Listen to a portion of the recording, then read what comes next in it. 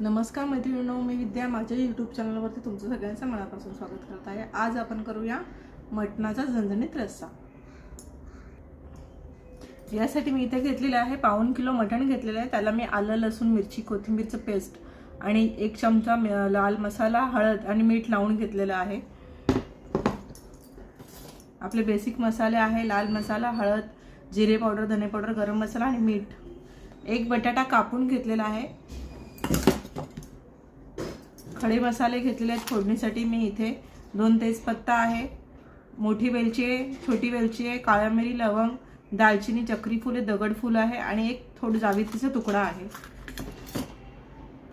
2 मोठे कांदे उभे चिरून घेतलेत, कोथिंबीर आहे आणि इथे आलं लसूण मिरची कोथिंबीरची पेस्ट आहे। कांदा खोबरं आलं लसूण मिरची कोथिंबीरचं वाटण आहे आणि सुक्क खोबरं भाजून बारीक करून घेतलेलं आहे। चला मग आपण कृतीकडे जाऊया। आता आपण फोडणी करूया मटणाची। त्याच्यासाठी मी पातेल्यामध्ये 4 पळा तेल घातले। तेल चांगलं गरम झाले, त्यात आता हा खडा मसाला घालते। खडा मसाला तडतडला की आपण हा कांदा इथे घालूया। कांदा घालून घेऊया।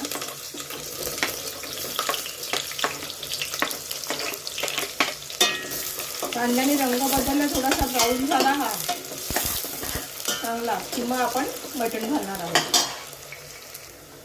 ही 2 5 स्पायसीची झाडं आहेत, माझ्या पानं आहेत माझ्या झाडाची, ती मी टाकली इथे। मला हे तेलातच टाकायची होती, पण राहून गेली तर आता मी घालते। कांदा आपला अजून 1-2 मिनिटात होईल, मग आपण मटण घालूया।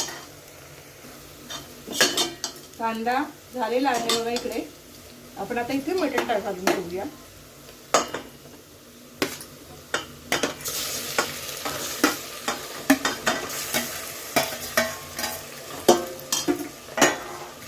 आलं लसूणची पेस्ट ही आपण इथे घालून घेऊया आणि हे छान परतून घेऊया। जरा 2 मिनिटं वर खाली करून घेऊया। गॅस मी फास्टच ठेवलेला आहे।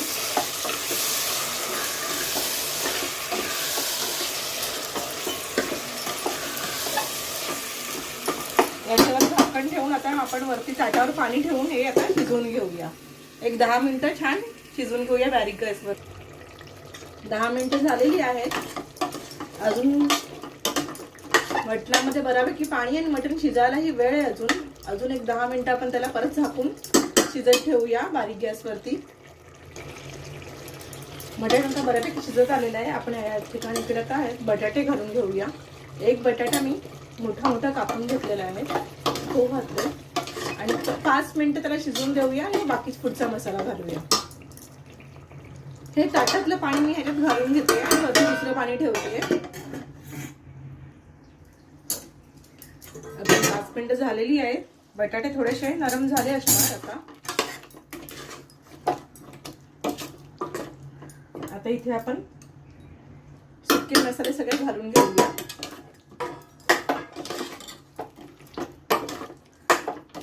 आणि हलवून पुन्हा हे 5 मिनिटं होऊन देऊया।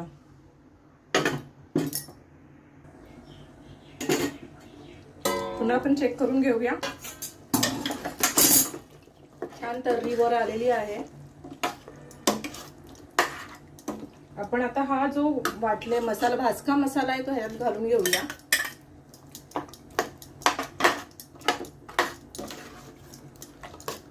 आणि ताटावर जेवढं पाणी ठेवलेलं ते सुद्धा आपण घालून घेऊया। मटण शिजायला अजून एक 5-10 मिनिटं जातील।